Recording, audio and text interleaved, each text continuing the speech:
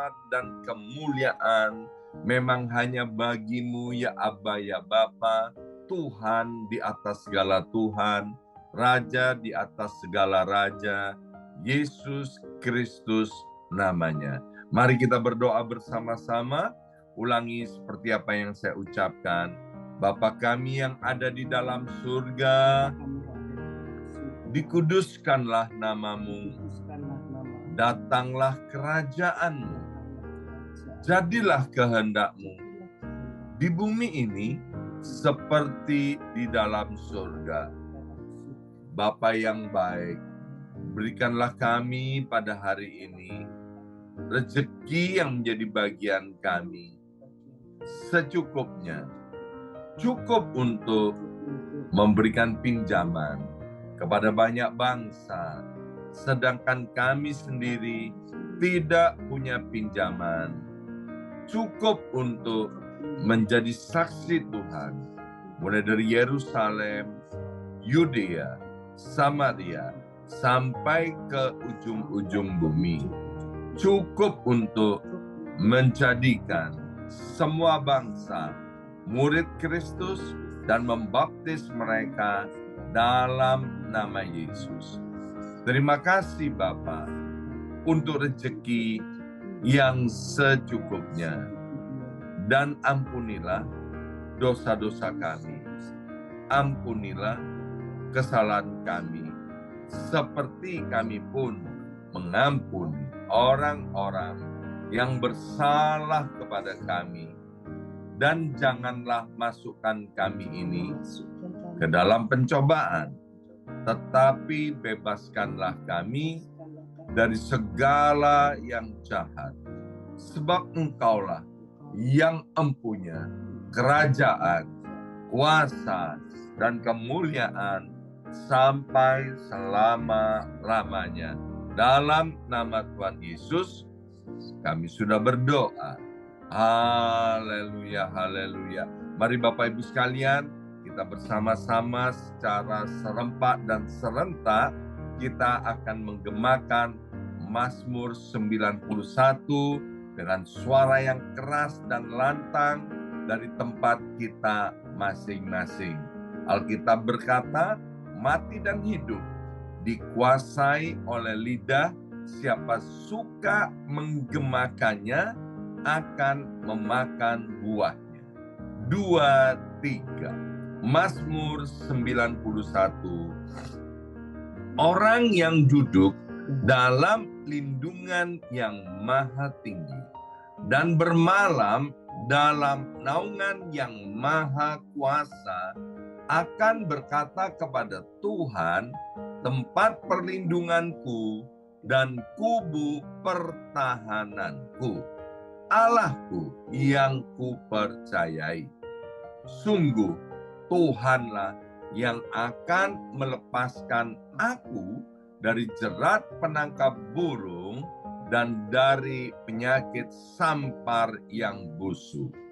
Dengan kepaknya, Tuhan akan menudungi aku. Di bawah sayapnya, aku akan berlindung. Kesetiaan Tuhan ialah perisai dan pagar tembok. Amin, amin, amin. Terjadi di dalam nama Tuhan Yesus. Aku tak usah takut terhadap kedahsyatan malam, terhadap panah yang terbang di waktu siang, terhadap penyakit sampar yang berjalan di dalam gelap, terhadap penyakit menular yang mengamuk di waktu petang.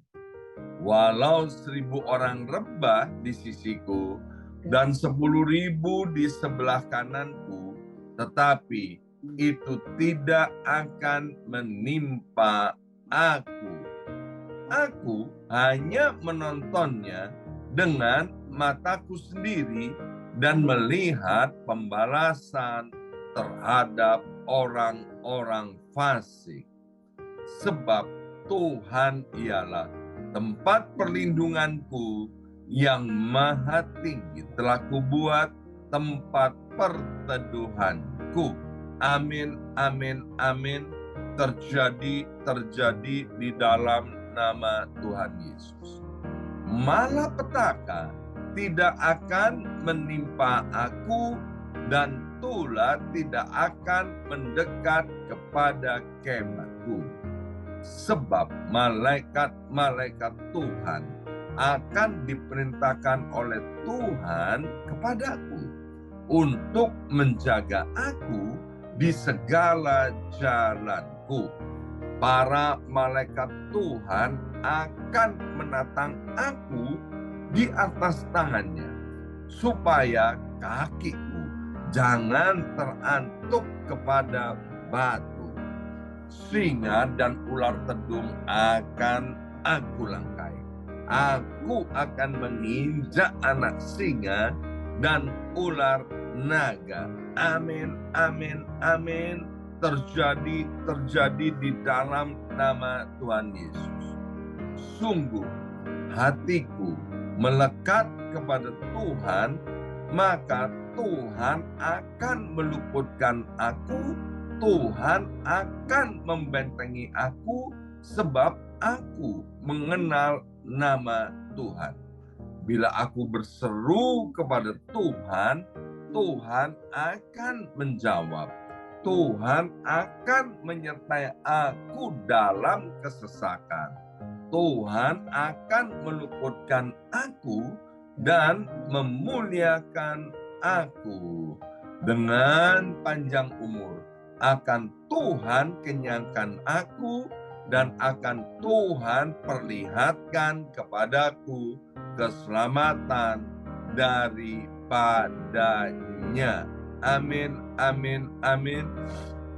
Terjadi di dalam nama Tuhan Yesus. Seperti Mazmur 91 ini, ya Aba, ya Bapa, biarlah dengan pertolongan daripada Roh Kudus, kami mau melekat kepadamu. Hati kami tinggal di dalam Yesus, dan Yesus tinggal di dalam kami, manunggal selama-lamanya.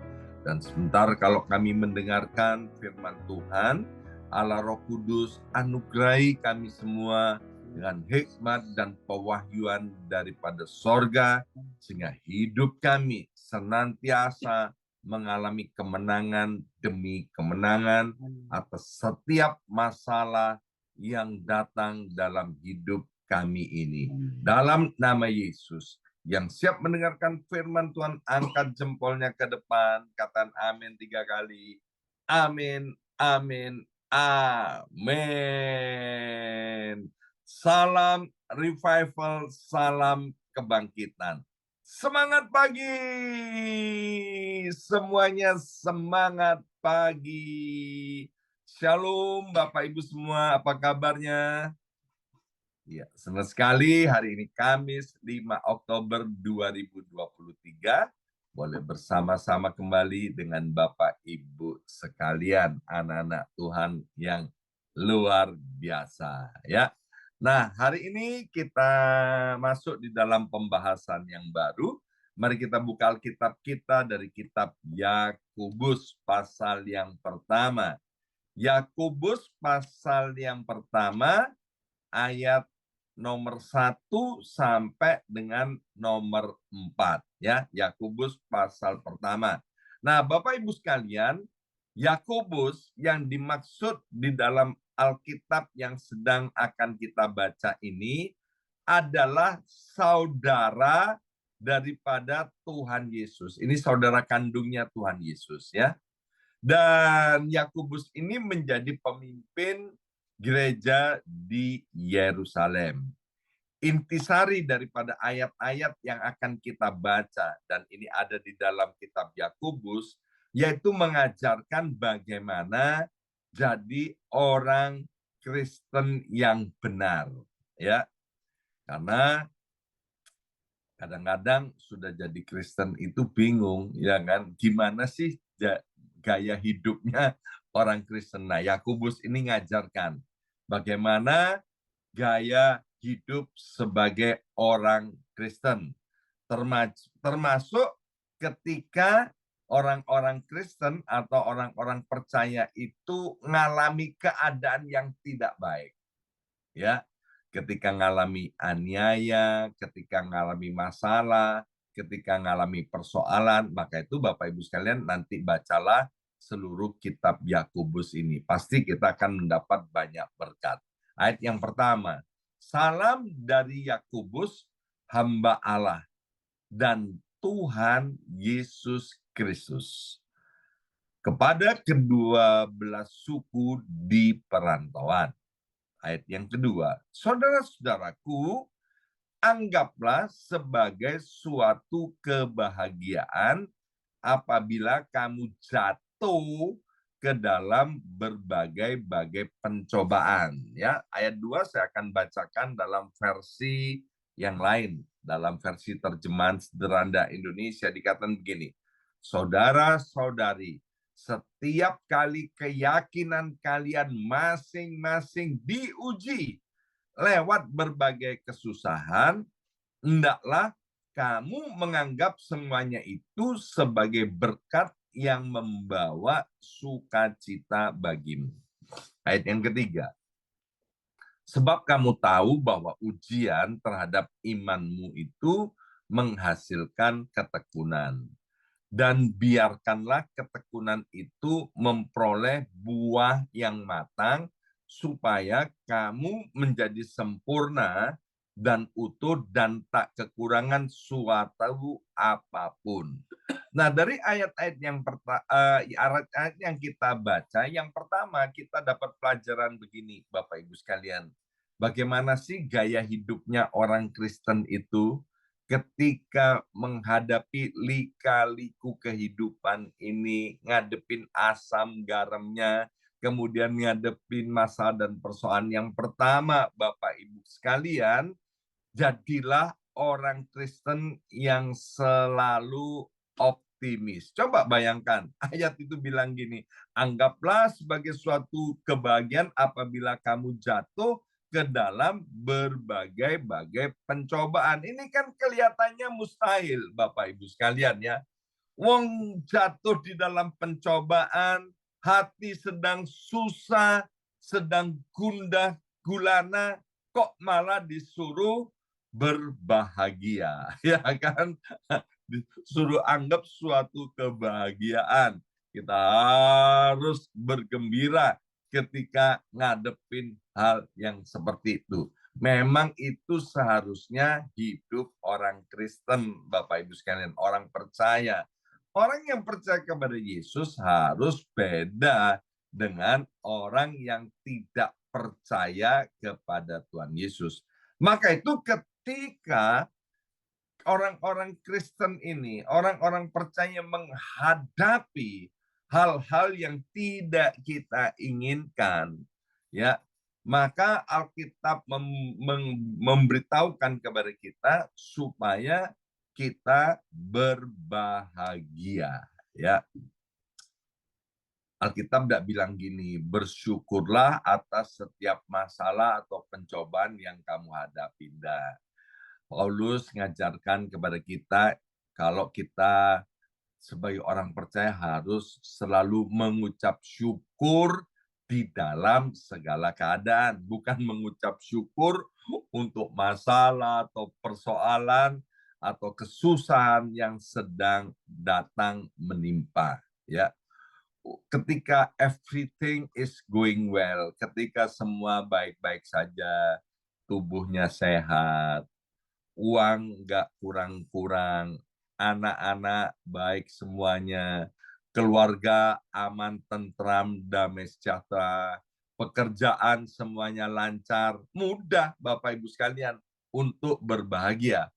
Orang-orang tidak kenal Tuhan, ya, orang-orang tidak punya Roh Kudus, bahkan orang-orang ateis pun mereka bisa melakukan hal itu semua, ya. Apalagi kalau punya rumah baru, ya, lebih besar, lebih bagus, lebih indah, kemudian lokasinya lebih strategis dari rumah-rumah yang kita tinggali di waktu-waktu yang lalu. Waduh, mudah sekali untuk berbahagia. Apalagi kemudian bos di kantor bilang begini ya, mulai bulan depan gajimu aku naikkan. Ya, pangkatmu aku naikkan. Bonus-bonusnya yang kamu terima aku lipat kali gandakan. Apalagi sekarang kamu masuk kantor cukup 2 hari saja. Yang 3 hari kamu work from home. Ya, puji langsung angkat jempolnya ya. Itu mudah sekali Bapak Ibu sekalian untuk kita berbahagia. Tapi seperti yang saya sudah sampaikan bahwa dunia ini ternyata bukan tempat bermain, bukan taman bermain.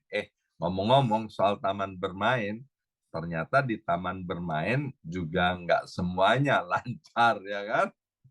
Beberapa berita ada orang yang main di tempatnya jet coaster, kemudian jet coasternya stuck di atas, nggak bisa bergerak, itu juga masalah ya. Nah, Bapak Ibu sekalian, cara pandang orang Kristen terhadap suatu masalah itu jauh lebih penting daripada masalah itu sendiri.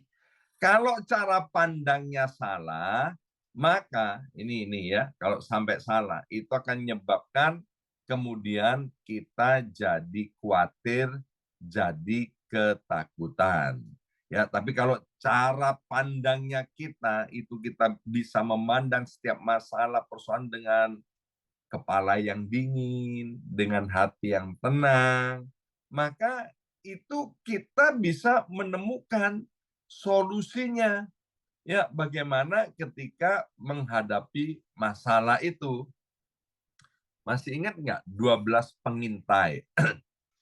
12 pengintai itu waktu diutus oleh Musa untuk mengintai tanah Kanaan.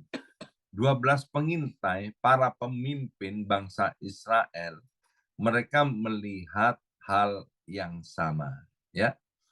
Tetapi kemudian waktu memberikan laporan kepada Musa, terjadi 2 kelompok, yang 10 orang dia bilang begini, memang Kanaan itu hebat, luar biasa ya, tapi orangnya gede-gede, ya, raksasa-raksasa, jangan masuk deh ke sana, nanti kita ditelan habis.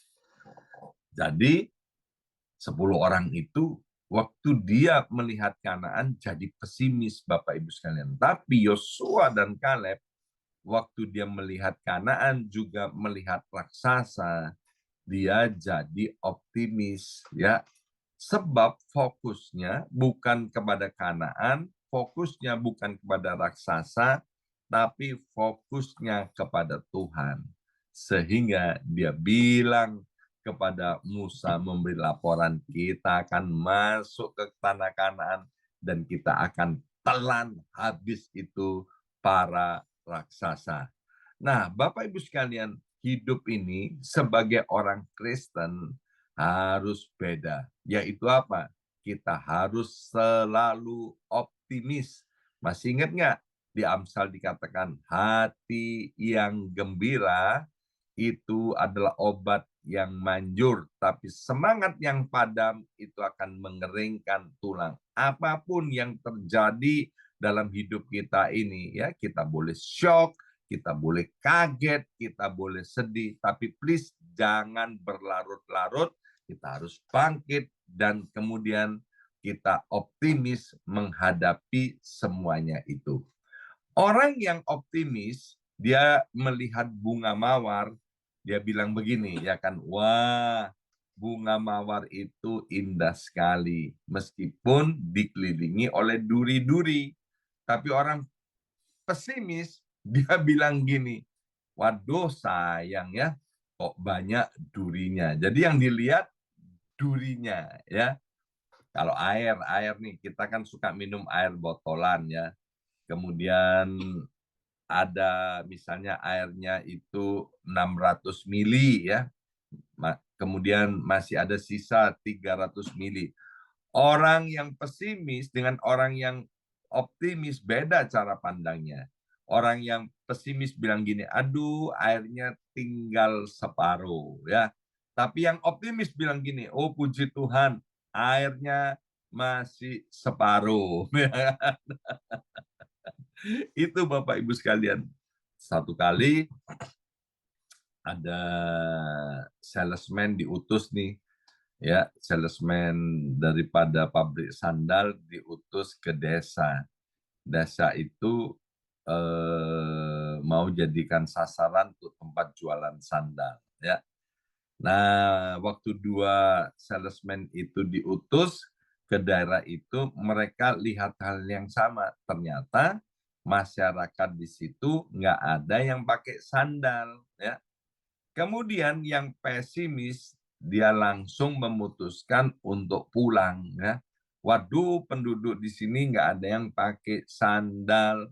Jadi percuma aku jualan sandal di sini, pasti nggak laku. Tapi yang optimis, dia kemudian dia telepon pabriknya. Waduh, puji Tuhan tuh, di sini nggak, ternyata masyarakatnya belum ada yang pakai sandal. Ini kesempatan buat kita untuk memasarkan sandal. Kirim bos 2 kontainer sandal. Karena kita akan buat supaya masyarakat itu semuanya pakai sandal. Nah ini kan bicara apa? Bicara tentang cara pandang. Nah Alkitab tadi mengatakan kalau kita itu kemudian mengalami yang namanya pencobaan, ya ingat pencobaan yang dimaksud di sini adalah ujian, ya. Ujian itu akan membuat kita itu nanti kalau lulus kita akan naik tingkat. Tapi kalau pencobaan yang datangnya dari iblis itu akan membuat kita melorot, jatuh, bahkan hancur. Ya, ini bukan. Ini maksudnya kalau kita kemudian ngadepin masalah, ngadepin persoalan, kalau itu karena kesalahan kita, ya bertobat ya. Untuk setiap kesalahan itu jangan ulangi lagi kesalahan itu. Tapi kalau kita ngadepin satu masalah, ngadepin persoalan yang tidak kita inginkan, tidak kita harapkan, kemudian itu terjadi, maka Bapak Ibu sekalian pandanglah itu dengan cara yang optimis ya. Kita nggak boleh hidup dalam kesedihan yang berlarut-larut. Karena ingat Bapak Ibu sekalian, kalau kita hadapi secara dengan optimis, maka kita akan menang atas setiap pencobaan itu. Yang kedua, Bapak Ibu sekalian, dikatakan begini, ujian terhadap imanmu itu menghasilkan ketekunan. Dan biarlah ketekunan itu memperoleh buah yang matang. Supaya kamu menjadi sempurna dan utuh dan tak kekurangan suatu apapun. Yang kedua, Bapak Ibu sekalian, kita harus menjadi orang Kristen yang selalu optimis. Yang kedua, kita harus jadi orang Kristen yang dewasa secara rohani, ya. Kalau kita lakukan itu, percayalah kita akan mengalami kemenangan atas pencobaan. Perhatikan ayat yang katakan, biarlah ketekunan itu memperoleh buah yang matang. Kalau pohon itu udah cukup umurnya, ya kalau bicara tentang kedewasaan, jadi pohon itu sudah dewasa, maka dia nanti akan menghasilkan buah, Bapak Ibu sekalian, ya. Maka itu jadilah orang Kristen yang dewasa. Ya, yang dewasa itu bukan diukur dari berapa lama jadi orang Kristen, tapi kedewasaan di dalam kekristenan itu diukur bagaimana dia mempraktekkan firman Tuhan dengan ketaatan dan kesetiaan dalam hidup sehari-hari. Ketika kita taat dan setia, itu menunjukkan kita orang Kristen yang dewasa secara rohani. Dan orang yang dewasa secara rohani itu nanti akan menghasilkan buah-buah kehidupan yang memberi dampak kepada orang-orang yang ada di sekitar kita atau memberi dampak kepada orang-orang yang lain. Ujian iman itu, Bapak Ibu sekalian, pencobaan yang datang daripada Tuhan itu akan menyebabkan kita menjadi orang-orang yang dewasa secara rohani ketika kita tidak lari dari ujian atau pencobaan itu. Ya, kalau kita kemudian lari dari pencobaan atau ujian itu, maka kemana saja kita lari, ya nanti kita akan tetap ngadepin ujian yang sama. Seperti kalau kita punya anak, kemudian tidak lulus di satu sekolah, ya, dan kemudian pindah ke sekolah yang lain, dia juga harus ngadepin ujian yang sama yang dia hadapi di sekolah yang lama, ya kan? Ketika di sekolah yang baru, dia ngadepin ujian dan dia tidak lulus, dia pindah lagi ke sekolah yang lain, dia juga harus ngadepin ujian yang sama. Maka itu Bapak Ibu sekalian, ketika kita ngadepin pencobaan atau ujian, jangan pernah lari. Ya, kita ingat bagaimana Abraham diuji imannya. Ya, tiap-tiap orang itu ujiannya nggak sama. Ya, Abraham itu diuji dengan cara diminta anaknya yang dijanjikan oleh Tuhan itu, ya Ishak itu, kan beberapa tahun itu Abraham nggak punya anak, akhirnya punya anak. Kemudian diuji sama Tuhan, ya hatinya itu melekat kepada anaknya atau kepada Tuhan, ya. Waktu Abraham diuji, diminta anaknya, ternyata Abraham itu lulus ujian. Sehingga dia disebut sebagai bapak orang yang beriman. Setiap ujian itu akan membuat kita naik tingkat atau naik kelas, Bapak Ibu sekalian. Ayub 23 ayat yang ke-10. Karena ia tahu jalan hidupku. Seandainya ia menguji aku akan timbul seperti emas. Jadi dalam setiap ujian, nanti ujung-ujungnya akan membuat kita timbul seperti emas. Jadi yang pertama, ketika ujian itu datang, ketika pencobaan itu datang, kita harus menang. Gimana caranya? Yaitu kita menghadapinya dengan optimis. Yang kedua, Tuhan mau kita menjadi orang Kristen yang dewasa secara rohani. Menghadapi ujian itu dengan tekun, dan kemudian kita mempraktekkan firman Tuhan ketika menghadapi ujian itu. Ya. Dan yang terakhir, Bapak Ibu sekalian, Yakobus pasal yang pertama, ayat yang ke-6 sampai dengan ayat yang ke-8 dikatakan, hendaklah ia memintanya dalam iman. Dan sama sekali jangan bimbang. Sebab orang yang bimbang sama dengan gelombang laut yang diombang-ambingkan kian kemari oleh angin. Orang yang demikian janganlah mengira bahwa ia akan menerima sesuatu dari Tuhan.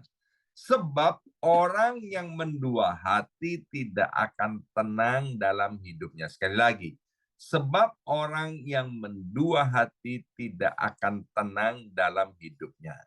Dalam menghadapi ujian, Bapak Ibu sekalian, jangan sampai kita ini mendua hati atau kemudian pakai cara-cara dunia untuk menghadapinya.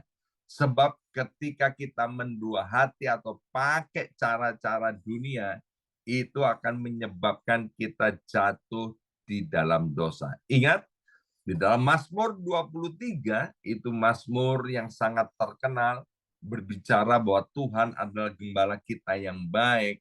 Salah satu ayatnya berkata begini, sekalipun aku berjalan dalam lembah kekelaman, aku tidak takut bahaya, sebab engkau besertaku. Gadamu dan tongkatmu, itulah yang menghibur aku, kata pemazmur di Mazmur pasal 23. Waktu kita mengalami pencobaan, ngadepin masalah, Bapak Ibu sekalian ingat bahwa Tuhan itu adalah gembala kita yang tidak pernah meninggalkan kita, ya. Maka itu waktu kita khawatir, Bapak Ibu sekalian, ini dua hal yang akan dialami orang yang hidupnya khawatir ya. Ketika ngadepin masalah atau pencobaan. Yang pertama, akan membuat orang itu makin dekat kepada Tuhan. Atau hal yang kedua, menyebabkan orang itu ketakutan dan jauh dari Tuhan. Mazmur 23 itu ditulis oleh Daud. Bapak Ibu sekalian, kita tahu bagaimana peristiwa yang hebat terjadi di Siklag. Ketika Daud mendapati di Siklag istrinya nggak ada, anak-anaknya nggak ada, kemudian kotanya dibakar, harta bendanya habis. Oh, itu Daud benar-benar khawatir dan takut. Tapi luar biasa, Daud berespon yang hebat sekali. Dia mendekatkan dirinya kepada Tuhan. Ya, maka itu Bapak Ibu sekalian, hal yang ketiga, jadilah orang Kristen yang teguh, Bapak Ibu sekalian. Jangan sampai mendua hati. Waktu ngadepin ujian, waktu ngadepin pencobaan, terus kita mendekat kepada Tuhan dan fokus kepada Tuhan. Percayalah, kita akan mengalami kemenangan. Tahun ini adalah tahun revival. Bagaimana kita bisa mengalami revival? Jadilah orang Kristen yang optimis. Yang kedua, jadilah orang Kristen yang dewasa rohani. Dan yang ketiga, jadilah orang Kristen yang teguh, yang setia.